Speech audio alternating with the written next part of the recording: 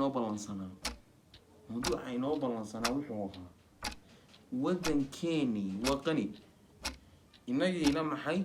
foqorayna weyno in laga jawaabayo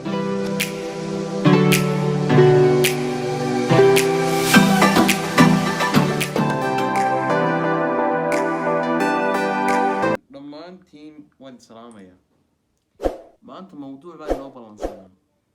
mawduuca inoo balansanaa wuxuu ahaa waddankeennii waa qani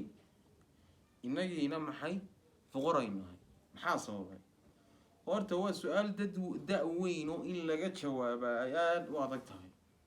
marka waxaan saddex qodob baan istaagaya waa saddex keenay dib u dhaca inaga inagu dhacay dib u dhaca inagoo waddankeennii uu qani yahay inagii aynu gaajoonna saddexdaa qodob waxa weeye khayraadkeennii kamaynaan faa'iidaysanba khayraadkii waa buuxa ta labaad qabyaalad aada inoo ragaadisay ta saddexaad musuq maasuq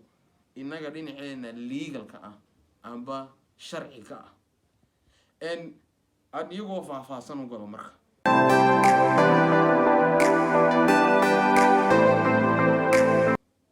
ta koobaad khayraadkii waddankeenu uu ragaadsan yahay haddaad dhinac kastaba u eegto haddaad u eegta dhinacii kalluunkii badda ku jiray patrolkii amba oiliska gebigoodba isku wada nooc kasta uu shidaaliyahay waddankeena waa laga heli karaa welina xilligii siyaad barre waxa la kashifay 2 ceel oo berbera ku yaala kamaynaan faa'iidaysan mineral sectorkii baa yaalla isaguna qaybtii macdanta xalaaliya waxaynu ka qabsanay ma jirto qaybtii agriculture-ka xalaaliya waxaynu ka qabsanay ma jirto jaamacadeena labada kuuliyadood ee waddankeena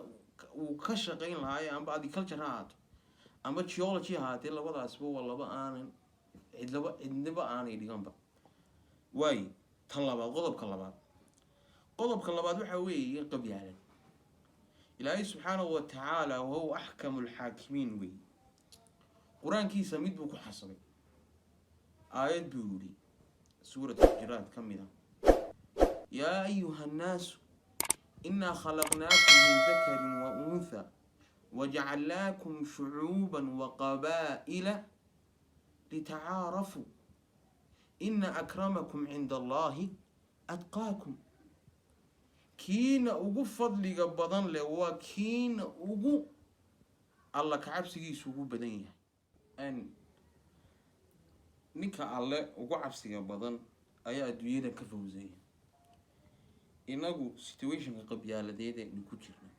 waa mid alle subxaanahu wa tacaala inuu alla inooga gargaaro mooyaane wax xitaa raja ah inaan ka qabin waayo taas waa qabyaaladiina waxay saamaysay nidaamkii dowladeed inagu aynu dhisanay